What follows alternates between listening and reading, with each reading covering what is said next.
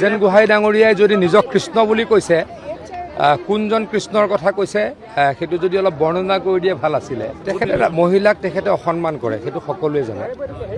মই কোনো বেয়া কথা চিন্তা কৰি কোৱা নাই, মই এটা কথাই চিন্তা কৰি কৈছোঁ যে মোৰ এনেকুৱা লাগে ৰাজেন গোহাঁই ডাঙৰীয়াই মহিলাক সন্মান নকৰে। গতিকে মহিলাক সন্মান নকৰা ব্যক্তিক মহিলাই ভোট দিব নালাগে বুলি মই অনুৰোধ কৰিছোঁ।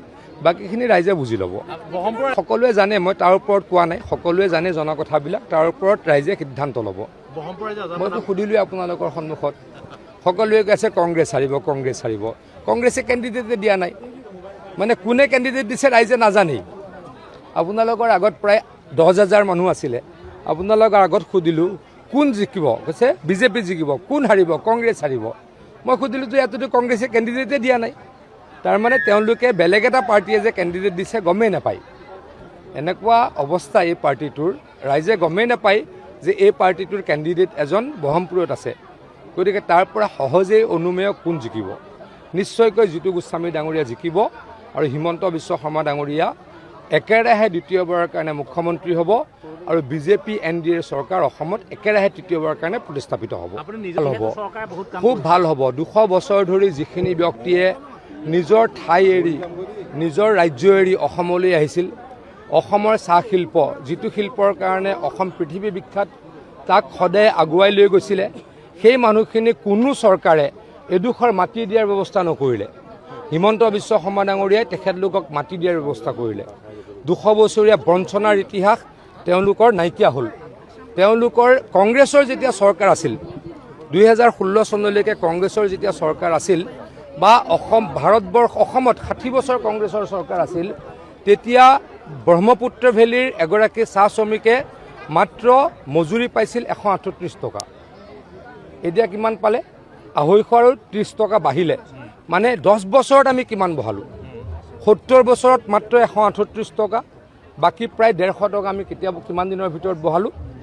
10 বছৰত। 150তকৈ অলপ কম, প্ৰায় বুলি কৈছোঁ, প্ৰায় 10 বছৰত। গতিকে বৃহৎ পাৰ্থক্য, দিন ৰাতিৰ পাৰ্থক্য। নিশ্চয়কৈ চাহ বাগানৰ ব্যক্তিয়ে বিজেপিক NDAক ভোট দিব। 3% ৰিজাৰ্ভেশ্যন চাকৰিত কোনো চৰকাৰে কৰা নাছিলে। আপোনালোকে ক'ৰবাত আগতে দেখিছিল নেকি যে আমাৰ বাগানৰ ল'ৰা ছোৱালীয়ে চাকৰি পোৱা? তেওঁলোক শোষিত বঞ্চিত হৈ আছিল। আনকি 3% থাৰ্ড গ্ৰেড ফ'ৰ্থ গ্ৰেডে নহয়, মুখ্যমন্ত্ৰী ডাঙৰীয়া এতিয়া গ্ৰেড 1 গ্ৰেড 2টো তেওঁলোকক ৰিজাৰ্ভেশ্যন কৰি দিয়াৰ ব্যৱস্থা কৰিছে। মেডিকেল কলেজত 60জন বাগানৰ ল'ৰা ছোৱালীয়ে এতিয়া ছিট পায়। গতিকে বাগানৰ কাৰণে হিমন্ত বিশ্ব শৰ্মা ডাঙৰীয়াই যিমান কৰিছে কোনোৱে কৰা নাই। হিমন্ত বিশ্ব শৰ্মা ডাঙৰীয়াৰ লগত মই সৰুৰ পৰা আছোঁ। বাগানৰ মানুহৰ কাৰণে ইমান কৰিব পৰা এগৰাকী বাগানৰ বাহিৰৰ ব্যক্তি হয়তো এজনে আছে, সেইজন হিমন্ত বিশ্ব শৰ্মা ডাঙৰীয়া। গতিকে বাগানৰ ৰাইজে নিশ্চয়কৈ বিজেপিক NDAক ভোট দিব। আপোনালোকে দেখিছে কংগ্ৰেছ সকলোৱে আজি প্ৰায় 10জনমান মণ্ডল সভাপতিয়ে যোগদান কৰিছে। আমাৰ জ্যেষ্ঠ নেতা বৰা ডাঙৰীয়াই যোগদান কৰিছে। প্ৰাৰ্থিত্ব প্ৰত্যাশী আছিল আৰু সকলোতকৈ আগত আছিল। আৰু মইতো বহুতখিনি ব্যক্তিক জানো, মোক বহুতে আহি কৈ গৈছে বহুত দিনৰ পাছত লগ পালোঁ, ভালে আছেনে? কাৰণে মোৰ লগত মানুহখিনি চিনাকি। আৰু ব্লক কংগ্ৰেছৰ নেতৃবৃন্দ আহিছে, যুৱ কংগ্ৰেছৰ নেতৃবৃন্দ আহিছে। মানে প্ৰায় কংগ্ৰেছৰ ইক'ছিষ্টেমটো আজিৰ পৰা ব্ৰহ্মপুৰত নাইকিয়া হৈ গ'ল। ৰকিবুল হুছেইন ডাঙৰীয়াক নগাঁৱৰ ৰাইজে বেয়া পায়, মধ্য অসমৰ ৰাইজে বেয়া পায়।